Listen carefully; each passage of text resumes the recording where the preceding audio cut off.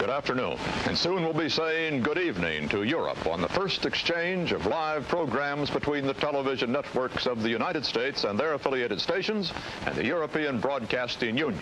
That was CBS News legend Walter Cronkite co-hosting a landmark event that would make telecommunications history. Ich werde diese Sendung für Deutschland berichten. 60 years ago today, and for the first time ever, 3 U.S. broadcast networks and the CBC in Canada beamed a live program from the United States to Europe by way of Telstar 1, the first television broadcast satellite. That 20-minute program was called simply enough, America, July 23rd, 1962. It was watched by millions of viewers here in the U.S. and in Europe. The broadcast featured live images from across the nation,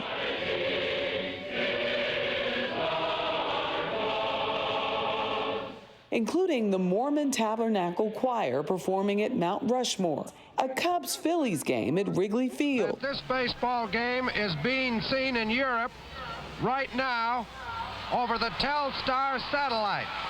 And from the White House, then President John F. Kennedy's weekly press conference. I understand that part of today's press conference is being relayed by the Telstar communications satellite to viewers across the Atlantic, and this is another indication of the extraordinary world in which we live. Robert Thompson is a professor of television and popular culture at Syracuse University. Take us back to July 23rd, 1962. Just how groundbreaking was the Telstar 1 satellite at that time? It was groundbreaking. The ability to send those signals up there and get them back down on another continent was really very important and cutting edge. The 170-pound Telstar satellite was developed by Bell Laboratories for AT&T at a cost of almost $60 million. That's about $600 million in today's money. It was launched by NASA, but was actually America's first privately sponsored commercial spaceflight mission, decades before companies like SpaceX got into the game. And its spherical form became a pop culture icon, and maybe an inspiration.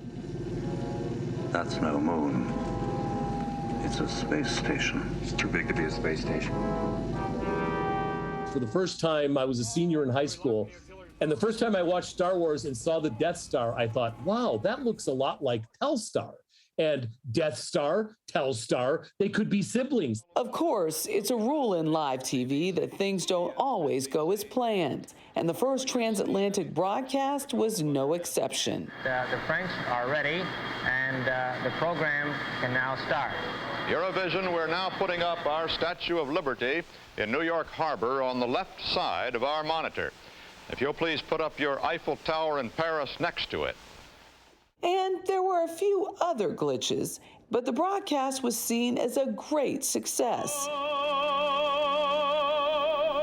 And 2 hours later, the Europeans transmitted their own images back to us. I am standing 500 miles from Sicily in Vienna. Here we are 60 years later. What is Telstar's legacy? It gave us a half a century and more of being able to see live stuff from all over the world as it happened. But strangely enough, what Telstar did, satellite communications, that was so revolutionary, we're still using it. There's all kinds of satellites orbiting all over the place now that we use all the time.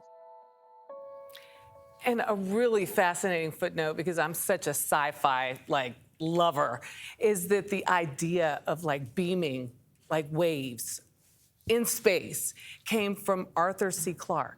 Yeah. Who is the author of 2001, 2010, so many other great books.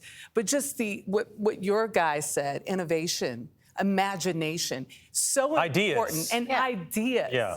So important to getting us to that next step. Now we just have to be able to beam ourselves. I was just thinking that. Yeah. Star Trek. Scotty, beam me up. There it is. Gene Roddenberry already thought about it. I like it. All right.